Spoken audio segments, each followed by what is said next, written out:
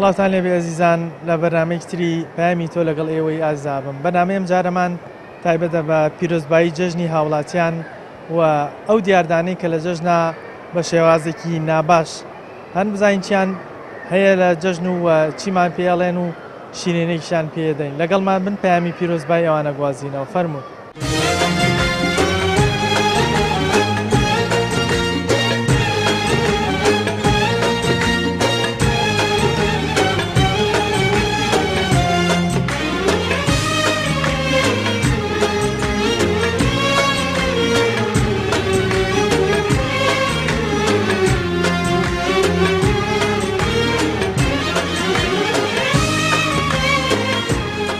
کە سەردانکردن و دڵ ئاشتەواکردن شتێکی زۆر پیرۆزە. تۆتوانی پیرۆزبایی گردن ئازایی لەو کەسانە بکەیت کە هەم دڵی ئێشانەوە هیچ خۆشەویستن لات. پیرۆزبایی لە هەموو گەلی کوردەکەم هیوادارم هەموو ڕۆژێکی هەر جەژن خۆشی بێت. ئەو جادانە کە پێم ناخۆشە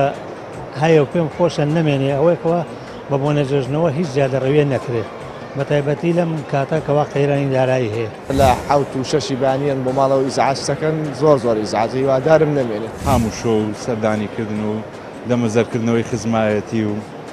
تازەکردنەوەی پەیمانی خۆشەویستی و دۆستایەتی وەکو جاران نەماوە. جەژنتان پیرۆز. جەژنی خۆشی پیرۆزەوە ڕێزی. ئەم جەژنە پیرۆزبایی لە کێیەکەی؟ پام پیرۆزبایی تۆ چێ لە جەژن؟ پیرۆزبایی لە موسڵمانانی گشت جیهانەکەم پێشەکی لە دایک و باوکمەکەم. باشە پیرۆزبایی لەو کەساکەم کە لە دڵی خۆمە، پیرۆزبایی لە ئێوەی بەڕێزی شەکەم. باشە وەکو ئەم جەژنە و کۆی جەژنەکانی ترش چ دیاردەیەکە بۆ کە تۆ بەلاتەوە ناتەبیعی بۆ یان پێت باشە ئەو دیاردانە نەمێنێت لە جەژنە؟ دیاردە نەمێنێ.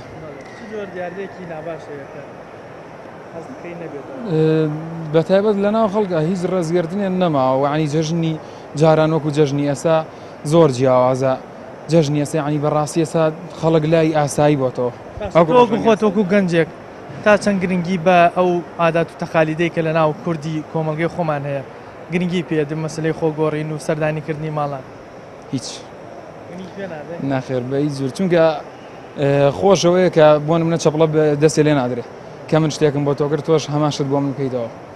ئەو کاتەش کە من تەنها شتاکەم کرد و تۆ هیچ کاردانەکە نەبوو منیش لەو کاتە کاردانەوە نابێ بەرامبەری. باشە تۆ بەیانیان کە بەیانی جەژنە ئامادەی خۆت بگۆڕیت و سەردانی خزم و کەس و کارت و دراوسەکان بکەی بۆ پیرۆزبایی؟ بۆ جەژنە پیرۆزە بڵێ، چونکە جەژنەوە یەکەمینی شتێکی مبارەکە کە تۆ توانی پیرۆزبایی گردن ئازایی لەو کەسانە بکەیت کە هەم دڵی ئێشانەوە هیچ خۆشەویستن لات. پێشەکیش کە تۆ جەژنان هەڵەسی بەیانیان دوای ناخواردن و دوای ئەوە هەمووی پیرۆزبایی لە دایک و باوکیەکە جەژنە پیرۆزە و گردن ئازایی لە خزم و کەس و دراوزیان. بەڵێ شتێکی خۆشە لە بەیانیانە ئیتر دوای ئەوە ئەکەوێتەوە سەر سەردانیکردنەکان کە تۆ سەردانی خزم و کەسەکەیان هێن بۆ سەردانی و جەژن هەر عادەتەن وا بەڕێچووە، بەڵام زیاتر جاران خۆشتر وەک لە جەژنی ئێستا. پیرۆزە لە خۆتان و لە بە هەموو ستافەکەتان. باشە چ دیاردەیەکەی لە جەژنا کە حەزەکەی نەمێنێت کە ئێستا ڕۆژانە با بڵێن لە جەژنەکانە ئەیبینی دووبارە بێتەوە؟ دیاردە ئێستا بۆ نمونە هەندێک کەس هەیە سڕایەوە کە جەژنیشە بەڵام ئامادەنیە و کەسێک کە دڵی لێ ئێشاوە ئاشتی بکاتەوە، یاخود گەنجەکان زۆر گرنگی بە جەژن نادەن وەکو ئەوانی کە تەمەنیان هەیە. وەڵای ئەوە دیاردەیەکی پیرۆزە ئەگەری شێک لە هاوڕێیەکێک عاجز بکات بچێ ئاشتی بکاتەوە سەردانی بکات داوای لێبوردنی لێ بکات هیچێکەوە دڵێکی زۆر گەورەیە زۆر باشە. پێت وایە ئەو کەسانی کە ئەو ڕق ئەستوریان هەیە یعنی چ قازانجێکەکەن لەوەی کە جەژنیش ئامادە نین ئەو کەسە ئاشت بکەنەوە؟ وڵی لە ئەوە قازانجی تێدا نییە ئەگەری چێک ئاشتەوەکە هەم خی گەورە پێخۆش هەمی شخصەکەم چکە سەردانکردن و دڵ ئاشتەواکردن شتێکی زۆر پیرۆزە. سبەینی یەکەم کەس پیرۆزبایی جەژن لە کێیەکەی؟ وڵا لەسەر جەم هەموو مسلمانانی جیهان و عێراق بە تایبەتی کوردستان هەرێمی کوردستان. تۆ چی ئەڵێ لە جەژنە؟ پیرۆزبایی لە کێیەکەی؟ لە دوو کوڕ خوشکەکەم کوڕ خوشکەکانم. مناڵەکانی؟ ناویان چییە؟ دیاری دوڵکۆ. جەژنتان پیرۆز بێت. جەژنی خۆشتان پێ. ئامی تۆ بۆ جەژن پیرۆزبایی لە کێیەکەی؟ پیرۆزبایی لە گەلی کوردەکەم لە کەس و کارم لە براکەم لە خارج. پیرۆز بێ لەوەش لە جەژنەکانە چ شتێکەیە کە حەزەکەی نەمێنێت وەکو دیاردێکی ناباش ماوەتەوە ئەو شتانە چین کە حەزەکەی تیا ئەو شتە واز لێ بێنێ خەڵک وەڵام نەرێتی کۆن هەیە ینی زیادە ینی خەڵک وەکو بارگەرانیە بەسەر خەڵکە وەکو ئەم با بڵێن جەژنە پیرۆزە یعنی خەڵک بەیانی زوو سێرێک هاتە سەر خەڵک هێشتا خەڵک تازە لە خەوەستاوە ئەنی کاتەکەی تۆ تاخیرکەن بۆ کەسەکە خۆی لە ئامادە بکاوە بە چاواتی بەڵێ گونجاو نییە ئیترەوە بەڕاستی وەکو بارگەرانیەکە بەسەر لە نەریتەکانی کەش با بڵێن تازەکردنەوەی تەعزیە و نۆ جەژنەوە ئەو دیاردەیە تایسەژمەوە بەڵێ بەڵێ شتانە شەر هیوادارین کە نەمێنێ ئەوە جەژنەکە لە کەسەکە و لە خێزانەکەی شتێکەکەدا و لە مناڵەکان بە تایبەت بەڵێ باشە چیان پێڵێ بەو کەسانە کە ئەو دیاردانە ئاوا بە بەردەوامی تازەکە هیوادارم بە شێوەیەک بێکەوە کار نەکاتە سەر خەڵکو و ینی بگونجێ لەگەڵ ئەمڕۆیە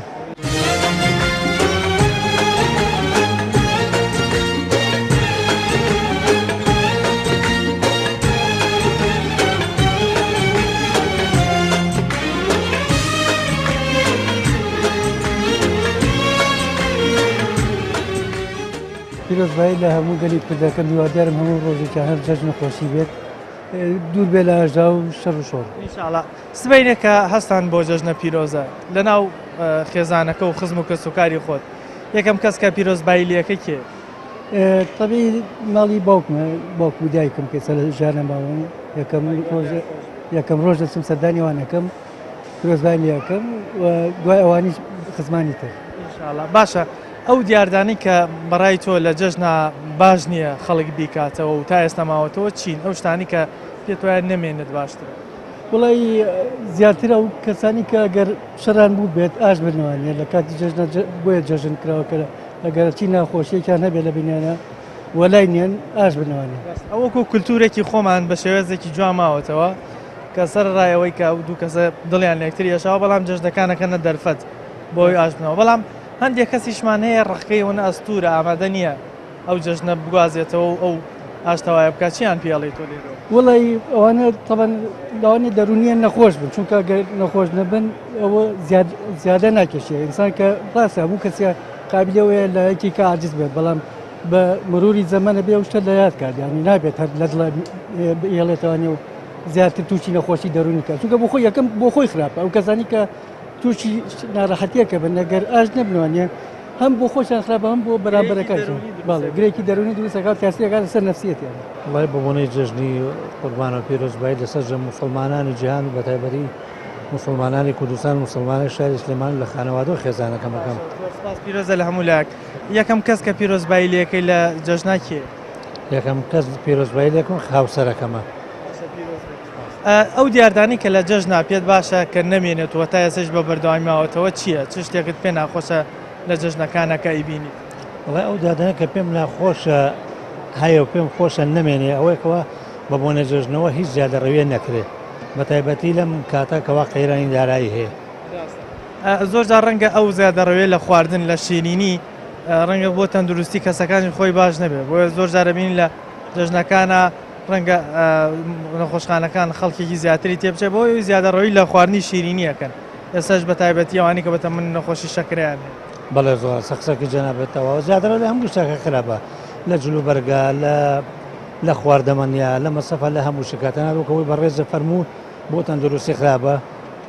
دوای ئۆتۆبی بەبار بەستا و کەرمادانی کە تەندروستی و کە دانیشتون خزمەتی ملوتوەکەن کەواتای ئێمە خۆمان بپارێزین خەڵکی کەشە پارێزین جەژنی خۆش پیرۆز بێ زۆر سپاس تۆ جەژنی پیرۆز بێ فەرموو جەژنە پیرۆزە لە کێیەکەن لە جەژنی قوربان جەژنە پیرۆزە لە ماڵی مراکان مەکەم و لە کەسوکار و لە خزمان و هاوڕێیان و لەگەلی کورد هەمووی ئەو دیاردانی کە لە جەژنا ئەبینیت و هەستەکەی شتێکی ناباشە چ شتێکت زۆر پێ ناخۆشە لە جەژنای بینی وەڵای وە پشتی ناخۆشەوانی و کوچی مەسەڵەن بۆ نمونە ئێستا تەقەمەنیە زیاتر مناڵ بەکارێنێ یان هەندێک جار بەیانی زوو لە دەرگادەن بۆ جەژنە پیرۆزە نایڵن کاتەکە وەکو خۆی بێ یان بۆ نمونە دووبارەکردنەوەی تەعزیە و نۆ جەژنەی و ئەم دیاردانە چ شتێکی تۆ زۆر بێزارەکە و پێت خۆشە نەمێنێت وەڵای من زیاتر و تەقەمەنیانە قەمەنیەکان تۆزە بێ بێزارە ئینسان خۆش نییە بەیانیان زویان شەوانەی حستەکەن بەڕاستی تەقەمەنیانە خۆش بە دایک و باوکی مناڵانەڵێ وڵای داواکارم شتانیان بۆ نەکڕن ینی شن بیان بنە دەرەوە باشترە منداڵەکانی خۆتی پاراستۆ لەوە لە ئەرەوەڵا.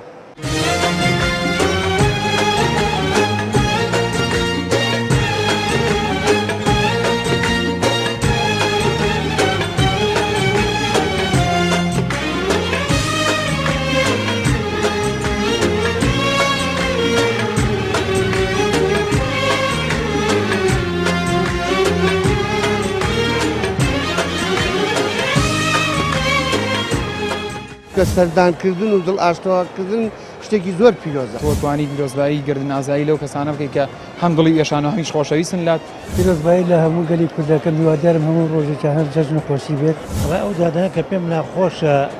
هەیە و پێم خۆشە نەمێنێ ئەوەیەکەوە بە بۆنە جەژنەوە هیچ زیادە ڕەوێ نەکرێت. بە تایبەتی لەم کاتە کەوا قەیرانی دارایی هەیە. لە حوت و شەشی بانیان بۆ ماڵەوە ئیزعاج دەکەن زۆر ئیزعاج هیوادارم نەمێنێت. هەموو شۆ و سەردانیکردن و دەمەزەرکردنەوەی خزمایەتی و تازەکردنەوەی پەیمانی خۆشەویستی و دۆستایەتی وەکو جاران نەماوە. پیرۆزە لە هەموو مسلمانانی جیانەکەم زەوە دانەیەک دوان ناوە تابیە مامەسا لە جەژنا چش دیاردەیەکە پێت ناخۆشە و ئەیبینی حەزەکەی ئەو دیاردانە نەمێنێت بۆ ئێستا تەخەمەنیە زوو لە خەوەستان و لە دەرگادانە دووبارەکردنەوەی با بڵین تەعزیەیە ئەم جۆرەشتانە چ شتێکیان حەزەکەی نەمێنێت بالضبط ئێستا حالێن خۆمانە و مۆزعمان هەیە تعزیێمانە بوو دوو ڕۆژ تعزیەکەمەوە ئێستا بەیانەوێ بچینەوە هەولێ تعزیێمان هەیە. ئەمە تێکدانی جەژنەکە نییە لە مناڵ و کەس و کار و خزم و دەر و دراوسەکان بە قورئان خرزانی چۆنە ئەو نەریتێکە دەمێ کرد. ئەو جۆرە نەریتانە پێت وایە بمێنێ باشتر یا کۆتایی پێم باش نییە هەر تعزیە بمێنێ تعزیە نازانم سەردەمی پێغەمبەر صلی الله علیه و سلم تعزیە نەبوو نازانم ئێستا و تعزیە چێدانراوە بەزیترەوە هەشا چی بکەین. ئەو مردوای تر خی گەورە ژیانی کۆتایی پێێناوە و چوەتەوە شوێنی وارەگای خۆی دووبارەکردنەوەی ئەم تازیە و دڵ با بڵین ناخۆشکردنی کەس و کارەکەی پێم وایە شتێکە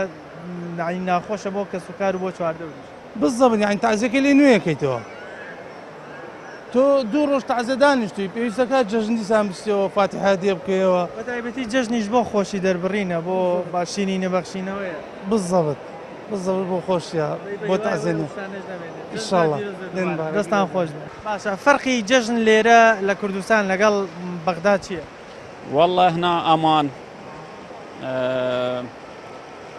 بالمناطق هنا بصورة عامة تعزل بغداد يبقون مفتحين يعني المحلات تبقى مفتوحة وقبال هنا أكثر يعني باقي المحافظات يجون هنا على مود الأمان والأسعار تقريبا مناسبة. ممنون. فهمي ولا جەژنا چیە پیرۆزبایی لە کێیەکەن لەم جەژنە؟ پیرۆزبایی لە سەرجەم مسلمانانەکەین پیرۆز بێ جەژنی قوربان لە هەموو لایەک. یەکەم کەس کە پیرۆزبایی لێ بکەی لە خانەوادەکەت کێ؟ لە هەموو کەس و کارێک خۆما هەموو کەس و خزمان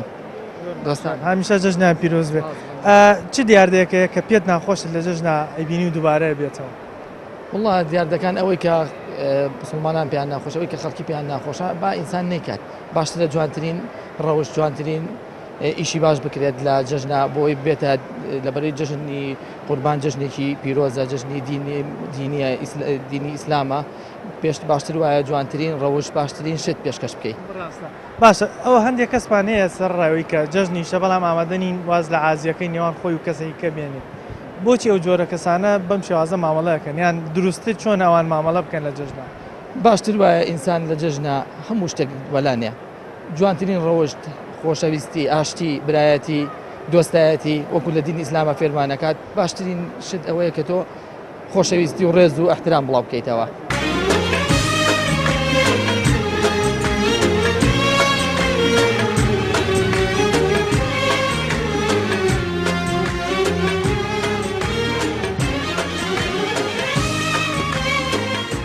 وڵی پیرۆزبایی لە هەموو گەلی کوردەکەم و هیوادارم ئەم جەژنە بێتە تەبایی نێوان هەموو حزبەکان و ژیانێکی خۆش و قەیرانی دارایی نەمێنێت.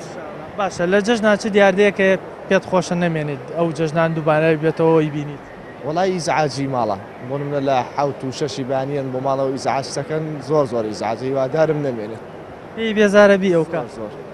پێت باشە لە سعات چەندەوەی تر خەڵک سەردانی ماڵان بکات بەعام نەبێ بەیانیان هەر خەڵک نەگەڕێت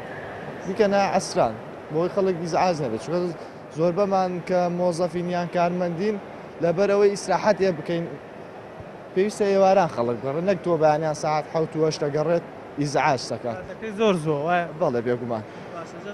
جەژنی ئێوەش پیرۆز دەستا خۆش هەرێک سپاس سڵاوتان لێبێت فەرموون پامی ئێوە لە جەژناچی و پیرۆزبایی لە کیەکەم پیرۆزبایی لە هەموو کەسێک و لە هەموو مسلمانێکی جیهانەکەم بە تایبەتی لە مسلمانی کورد تە لە هەر شوێنێکی دنیاهان ئیتر ببێ بەمای ئاشتی خۆش تێم جێژنە ئینشاڵڵا خێر و بەرەکەت بۆ هەموو کەسێک سبەینێک کە جەژنتان کرد یەکەم کەس کە پیرۆزبایی لەکەی کێ لە جەژن دایک و باوک براو خۆشک دراوسێ ئیتر کەس و کارێت چ دیاردەیەکی جەژنەیە کە جەژنانەی بینیت و پێت خۆشە و دیاردەیە نەمێنێت وڵا تەقەمەنی بەلای منەوە تەقەمەنی نەمێنیان زۆر زۆر زوو نەچیت بۆ ماڵی خەڵک ئێوا بە کابرا نانخوا و ئیساحەت کە ئەنجاتۆ بچیت تەخمەنیەکە زۆر بێزارە زۆر چی بە دایک و باوکێ و مناڵانە ئەڵێی کە تەخمەنیان بەڵام هیوادارم دووریان خەنەوە لەو شتە لە بەرەوەی خەتەرە ئیتر با شتێکی بۆ نەفێری ئاینیان کەن سرودێکی جوان بڵێن فێری شتێکی نیشتیمانیان کەن ڕەنگە ئەو تەخەمەنی زیانی بۆ خودی مناڵەکەش بە تاچی زیادی بۆ خودی مناڵەکە و مادیشەیە وڵی بۆ مەسەی تەعزیە ئەوانە شتێکە کە تەقلیدیە و هەر دووبارە بۆتەوە هەموو ساڵێک یانی تۆ کەسێکە کە ئەمرێت لە جەژنەکە تۆ ناچیت بەدەم ماڵەکەەوە بۆ نمونە بۆ پەژارەی خۆتە کە دەرێبڕی بۆ ماڵەکە بەڵام خۆزگە لەو ڕۆژەیە نەبووە ئەبە تێکدانی جەژنەکە نییە لە خودی خێزانەکە خۆیان لە مناڵەکان ئیتر کەوتوتە سەر تەعزیێبارەکە بۆ نمونە ئەتوانن بە خەڵک بڵێم لەگاکە ئەمە بۆ ئەم جەژنە بۆ تەعزیانە دانانێشی بۆی خۆیانی تر کۆتایی بە و بابەتە بێن ما بەتاکی دوایە تۆ لە جەژنا پیرۆزبایی لە کیەکەی و پەیام چییە؟ وەڵام من پەیام پیرۆزبایی لە ماڵ و مناڵی کۆمەکەم بە یەکەم جار تۆ چ شتێکە پێ ناخۆشە لە جەژنای بینیت و دووبارە من لە جەژنە ئەوم پێ ناخۆشەکەوە ئەم تەعزیە و ئەم تەعزیە زۆر شتێکی جوان نییە بەڵێ تێکدانی جەژنە کابرا کە تۆ لە دوو ڕۆژ یان ڕۆژێک پێش کە ئەمرخواکە ئەمرێت ئەچی دیتر بۆ جەژن دای بنیتەوە بڕۆی سەرقاڵی کەیت و ئیتر لە خۆتیەکی بدەیت.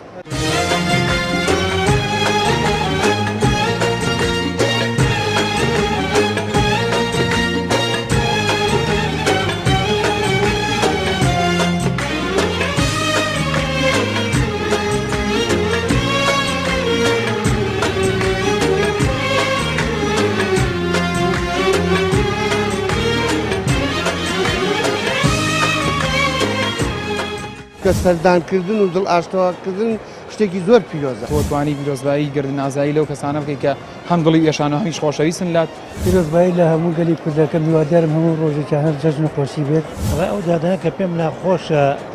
هەیە و پێم خۆشە نەمێنێ ئەوەیەکەوە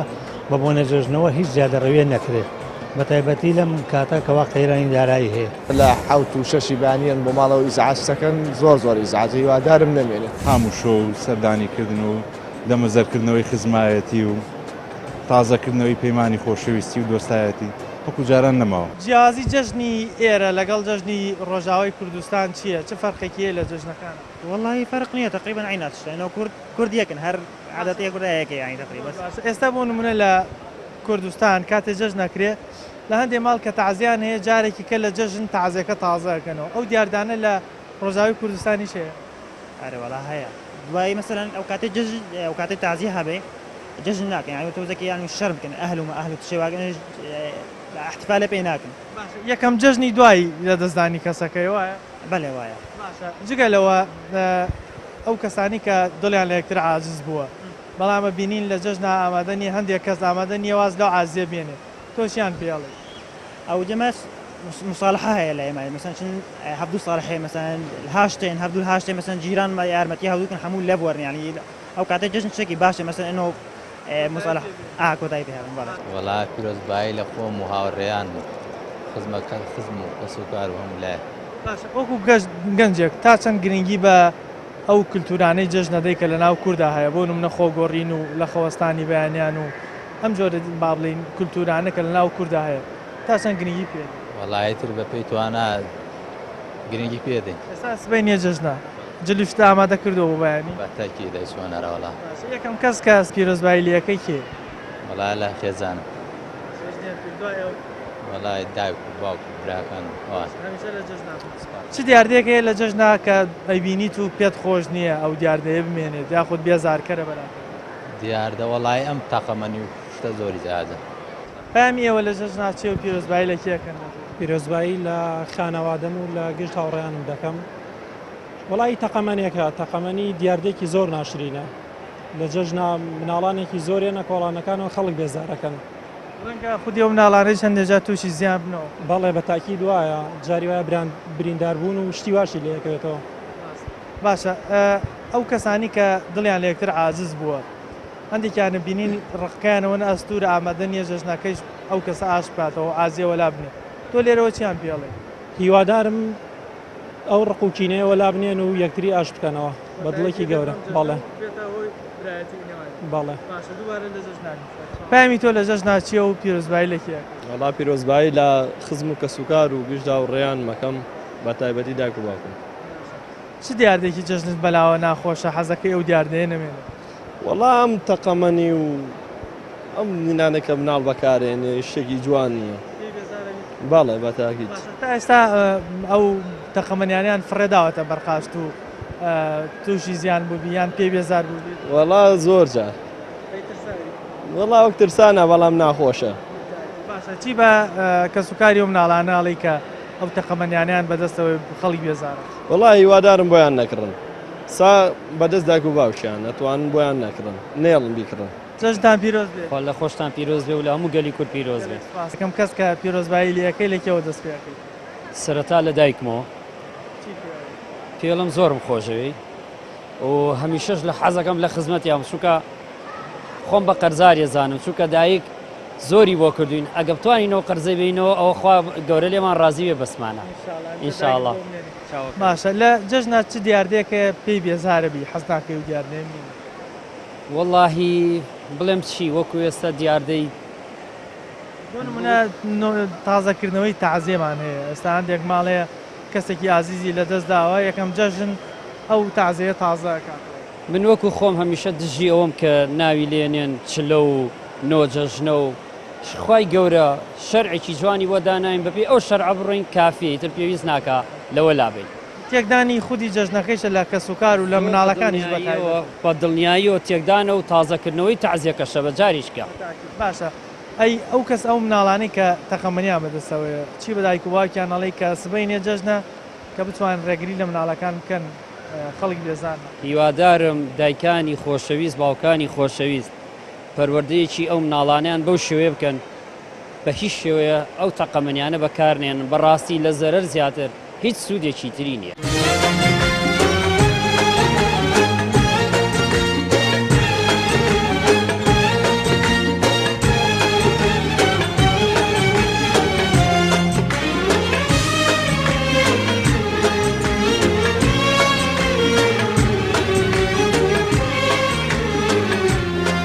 هەندێک لە گەنجەکانە بینین ڕۆژ یەکەمی جەژن زۆر گرنگی پێ نادەن هەڵ ناسن لە خەو چی بۆ گەنجاناڵێک بۆ ئەو کللتوری خۆگۆڕین و جەژنە پیرۆزەیە بە بەردامی بەزوین هەر بمێنێت و هەموو کەسێکیش لە جێژ ناجێژن شتێکی زۆر زۆر پیرۆزە ئێتر من خۆم و ماڵ و مناڵم حەزمان زۆر لێتی تری وادارم هەموو کەسێکی ژوان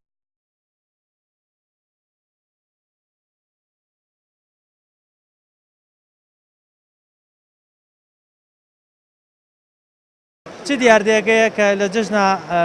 بینی و تا حەز ناکەی بمێنێت بۆ نمونە تازەکردنەوەی تەعزیە تەقەمەنی مناڵە یان با بڵێ حەزم لێنە بۆ ئیشەڵا قەتیش نامێنێت بەیوای ئەوەی کە نەمێنێ بەزەرە مێنێ لە ناو کووردا خۆ دەزانێوانە شتێکی دەستوسووری و هەموو کەسەی کات هەوڵ نادەین ئەم شتانەواز لێبین ینی تازەکردنەوەی تازیێ تێکدانی جەژنەکە نیە لە ئەو کەسانە خۆیان لە خێزانەکە لە مناڵەکە زۆر زۆر ڕاستە بەزیتر چی لە بەعزێ کەسەکەیت ئەو ئەقلانی کە دڵیان لە یەکتر عاجز بۆ تۆ چیان پێڵەی سبین هەمووی وەکو یەک وەکو خوشکبرا ئاش بێتەوە و ژیانێکی خۆش و جێژنێکی خۆش بەرنەسەر تۆ جەژنە پیرۆزە لە کێیەکەی جەژنە پیرۆزە بەتایبەتی لە دوو براکەم و خوشکەکەم ئەی دایکە جەژنە پیرۆزی لێ ناکەی بابا ئەو تایبەتە دایک و باوکم تایبەتە هەمیشە لە جەژن خۆشیابن دووبارە پیرۆزە گەلێک سوپاس دەستان خۆش وەڵا جەژن پیرۆز بێ و جەژن هەموو کوردستان پیرۆز بێ من خەڵک خانەقینم و هاتمە ساڵە سلێمانیە تا خێراندار بی دەسپاس دەم هاتمە جژنمان لێرە تەواو بکەیمن ئەم چوار ڕوو ئینشاءالله ئینشاءالله خۆشە وەڵا ناو سلێمانی فەرە خۆشە خانەقین جژن بەیانیان کاڵەسن چۆن جژن بەڕێەکە وەڵا لە خانەقین ئەو جژنە خۆش نییە جوور سلێمانیە نییە سلێمانی خۆشترە سلێمانی خۆشترە سلێمانی چ شتێکی خۆشە سلێمانی سلێمانی لە ئەربیلیشە خۆشترە لە سلێمانی چ شتێکی زۆرت پێخۆشە لە جژنای بینی بەخوا جیاوازەکەی چییە گشتی خۆشە سلێمانی نازام چی ئەڵێ سلێمانی هەر خۆی خۆشە بۆیە هەمووی خۆشە سلێمانی هەمووی خۆشە زۆر باشە لە جژنا چ شتێکەیە کە پێت ناخۆشە بیینی لە جژنەکانە دووبارە بێتەوە خۆی لە جژنمان هەم بووگن مثل یەک تیشتیگە دیتیشتە بەس یعنی خۆی هەمووی گشتی خۆشە زۆر باشە چی بەو کەسانەی ئەڵەی کە دڵیان لە یەکتر عاجز بووە و سبەینێ جژنە چیان ئەڵێمە پیان جژنە ئەوەڵ ڕوو جژنە ئایم یعنی هەرچی خاسی بکەی لەی دنیا خۆشە فمصالحەیان هونیان بووگن کۆتایی بە عازیەکە بێن و ئاش والله هیچ جیاوازی نییە ئێرە خۆشترە بەتەمامیش خۆش نییە لە خانەقین یعنی وەکووان نییە وڵێ شۆنی باش هەیە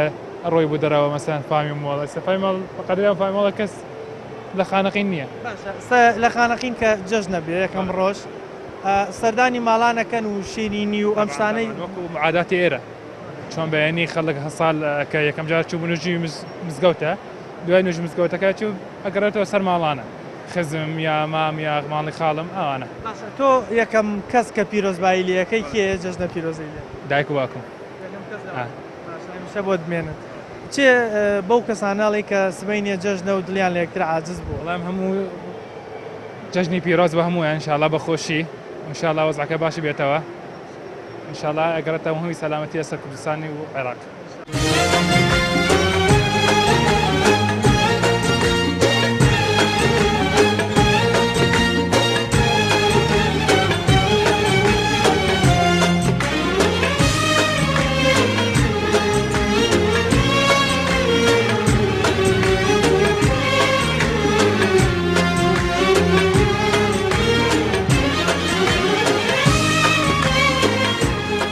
کە سەردانکردن و دڵ ئاشتەواکردن شتێکی زۆر پیرۆزە تۆتوانی پیرۆزبایی گردن ئازایی لەو کەسانە بکەیت کە هەم دڵی ئێشانە هەمیش خۆشەویستن لات پیرۆزبایی لە هەموو گەلی کوردەکەم هیوادارم هەموو ڕۆژێکی هەر جەژن خۆشی بێت ئەڵێ ئەو دادانە کە پێم ناخۆشە هەیە و پێم خۆشە نەمێنێ ئەوەیەکەوە بە بۆنە جەژنەوە هیچ زیادەڕەویە نەکرێت بە تایبەتی لەم کاتەکەەوە قەیرانی دارایی هەیە لە حوت و شەشی بانیان بۆ ماڵەوە ئیزعاجەکەن زۆر ئیزعاج هیوادارم نەمێنێت هەموو شۆ و سەردانیکردن و دەمەزەرکردنەوەی خزمایەتی و تازەکردنەوەی پەیمانی خۆشەویستی و دۆستایەتی وەکو جاران نەماوە جژنە پیرۆزە لە خێزان مەکەم لە دایک مەکەم لە مناڵەکانم هەر شاد بن هەر سەرکەوتوو بن تەمەندرێژ بن سبەینە چی لێنن بۆ جەژن وڵی خۆی قەیسیە و قۆزیە و هەرەوانەیە ئەو چێشتی جەژنت پێ خۆشە طبعا ئێمە بەیانانی زوو چێشتەکەی لێنین لە دوای نوێژدەینەوەی تر نانەخۆی تامون لەزەتی ئەو چێشتە جیاوازترە لە ئەوان طبعا ڕۆتینێکە شکێنی لەبەرەوەی سبەینانە زوو هەڵەسیدە و چێش لێنیت و ئەو شتانە بە دەریانی لە کاتەکانی تر کەسانەڵی کە لە یەکتر عاجز بوون بەڵام ئامادەنین لە یەکتر ئاشت بکەنەوە سبەینێ جەژنیشە بۆ وەکو دەرفەتێک بکەن وەڵاهی لێبوردەی باشە خوش لێبوردەیە بەڕاستی ئەبێ ئەو شتانە بەلا بنێنەوە و لە یەک ببورن و ئاشت ببنەوە باش چ دیاردەیەکی جەژن هەیە کە ئەیبینیت و بەلاتەوە ناباشە ئەنی حەز ناکەی بمێنێت بۆ نمونە تەقەمەنی مناڵە بۆ نمونە تازەکردنەوەی تەعزیە لە هەندێ ماڵە ئەم دیاردانە چ شتێکی زۆر پێت ناخۆش ڕاستە تەعزیەکە تۆزێ جوان نییە بیکەیتە تەعزیە چونکە جەژن بۆ گێڕانی خۆشی و دەربڕینی خۆشیە بەڕاستی جەژنەیە لە ماڵەکە بەڵێ و ئەو خەڵکەی کە ئەچێتە ئەو ماڵە سەردانیەکە تا ڕادەی کێشە نیە سەردانیانەکە بەڵام بۆ نمونە نەیکەنە ئەوەی سەرخۆشی و ئەو شتانە بەڵام شتێکی باشە سەردانیانکەن دڵنەوەیانکەن بەڵام شتەکە بڵین بە ناوەی تەعزیە نەبێت بەڵام باشە ئەو کەسانی کە سەردانی ماڵەکەکەن بە ڕووخۆشی بە قسەخۆشیەوە بڕۆن ئیتر وانی خۆیان عاجز نیشان نەدەن کە ئێمە بۆ تەعزیات بێگومانیان هەنێ کەسەیە فاتیحە ئاڵێتەوە ئەو شتانە بەڕاستیەوە جێوێکی ناخۆش دروستەکە بۆ ئەو بنەماڵەیە لە منداڵی ئەو ماڵە جژنەکەیان لە خۆشەکەیان بە تەواتی لێتێک بەڵێ جەژنە پیرۆز مامۆستا زۆر سپاس هەموو ساڵە بەخۆشی ئینشەڵڵا جەژنە پیرۆزە لە کێیەکەن و پەیامتان چێ لە جژنە پیرۆزە جژنی قوربان بە حکمیەوەی کە جژنێکە تابع للمسلمین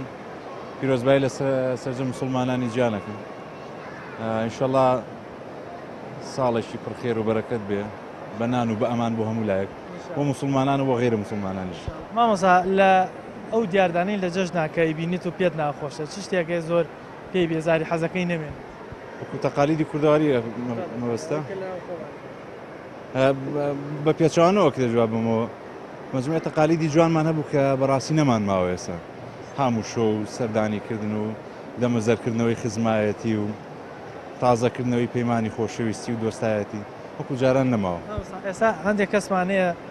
لە یەکێک عازز بووە بەڵام ئەوەندە ڕقەکەی ئەستور کردووە لای خۆی ئامادە نیە سبەی ئاشتی کاتەوە یاخود بۆ نمونە هەندێک ماڵە بینین نۆجەژ ناکەن تازیە تازەکەنەوە ئەم دیاردانە چۆن تێپەڕێن ڕەبتی بە معریفەی ئینسانەکانەوە هەیە تەبێ ئەوەی کە لە حەجمی گەورەی ئەم ڕۆژە مبارەکە تێبگە ئەکرێ لێبوردەیەکەی تەجاوزی ئەو ڕقوچینەیە بکە یا مەجموعەشتی تر ڕەبتی بە کولتوری کۆنی کوردەواریەوە هەیە ومێ دەکەم یعنی زروف زۆر گۆڕاوە دەور زەمان زۆر گۆڕاوە ئەنیش وردەوردەوە مەجموعە شتێک کە ناشرینە کە هیچ ئیسپادەیەکی نییە وەلا بنرێ ناو بنەوە پیرۆز بێ تۆ لە جەژن چییە؟